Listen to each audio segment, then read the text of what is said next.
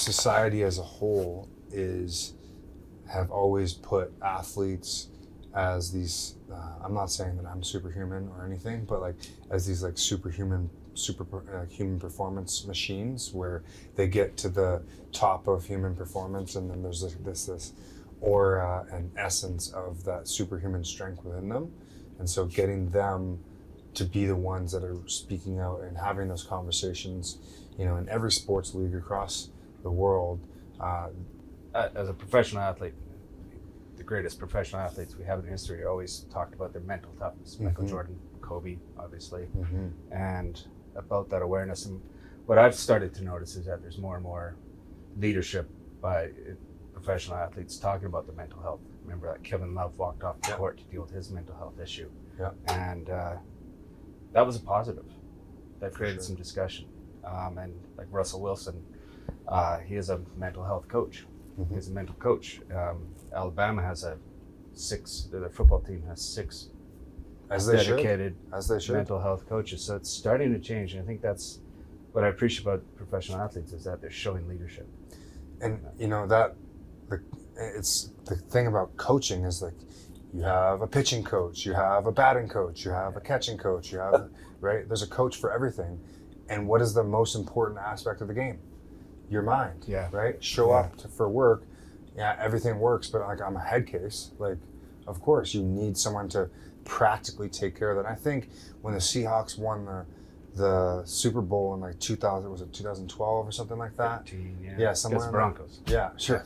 There we go. Is like that year, it was the first year they started practicing meditation and they started doing yoga, and this was kind of like when that whole, health and wellness wave was like hitting mass in North America, and like the athletes are like, whoa, okay, now it's like breath work and everything to do with your diet, and there's so many things, and if you take care of them, you're gonna feel better, you're gonna feel more confident. And so of course athletes need to have those assets at their disposal so that they can perform. But what's the difference between an athlete having it at their disposal and an executive or anyone having it at their disposal? It's like, if you can have a coach in your corner telling you all the things you're doing wrong that you need to work on or that you've kind of discovered together, but also just empowering you to affirm what you're good at and going in the direction where you want to go, like that filtration and the distillation of all the negativity, and just going to what do you want to do, where do you want to go do that, be happy,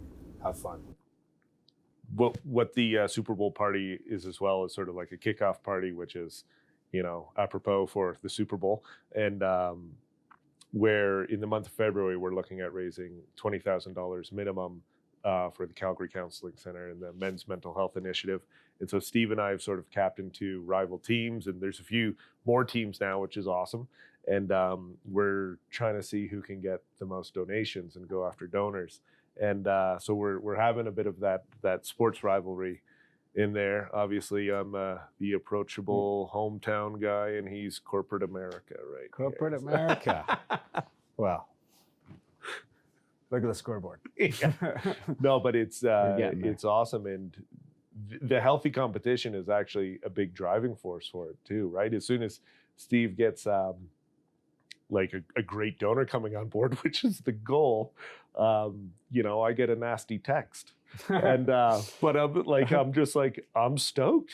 There's a hot like, dude, totally. But he's like, hey, did you check what just came in? And that's part of the healthy competition we got going there. And to get healthy competition going towards like something great like this, that's just awesome, right? That's makes it even.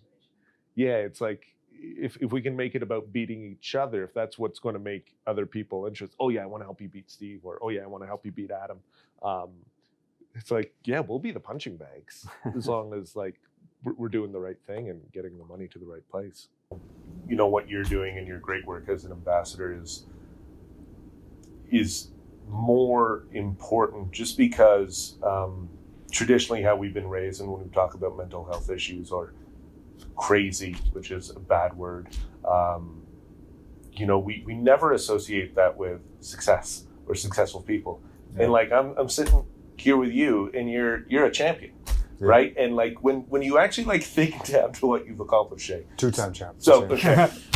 Well, It's gotta be like this, now gotta you're be clear. being 1-1 here in braggadocious. Calgary. Here in Calgary, just so you know. But, you know, the statistical anomaly of what you've accomplished as a human being is insane, right? Like that, like what you've done is actually amazing. And like people don't use that word properly, or like awesome, like to create awe. You're a 2-time champion.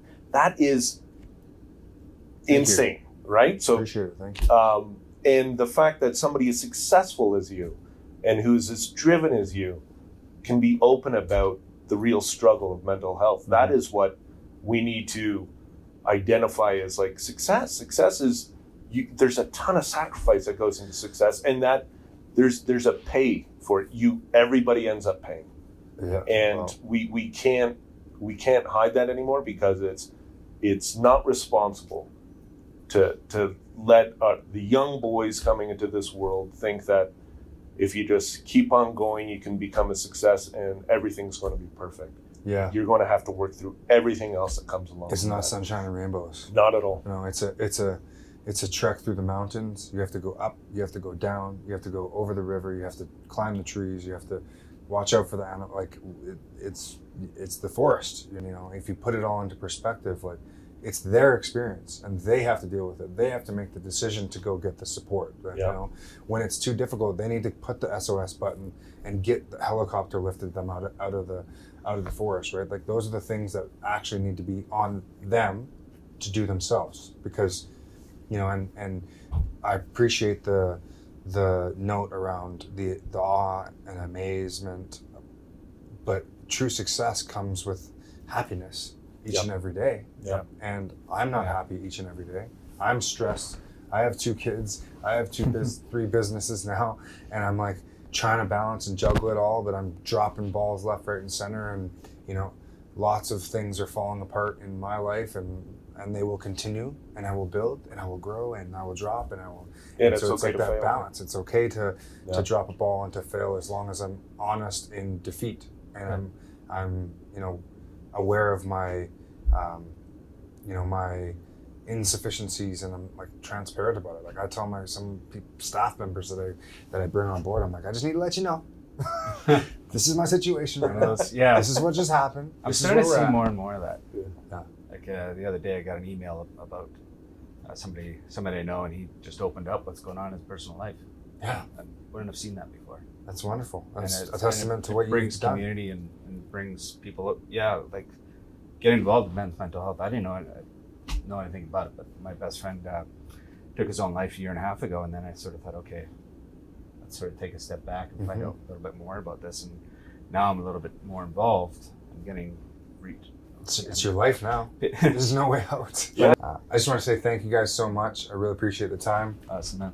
Get him a chair. And I also want to say thank you to everyone that has supported the Last Best Men's Mental Health Initiative.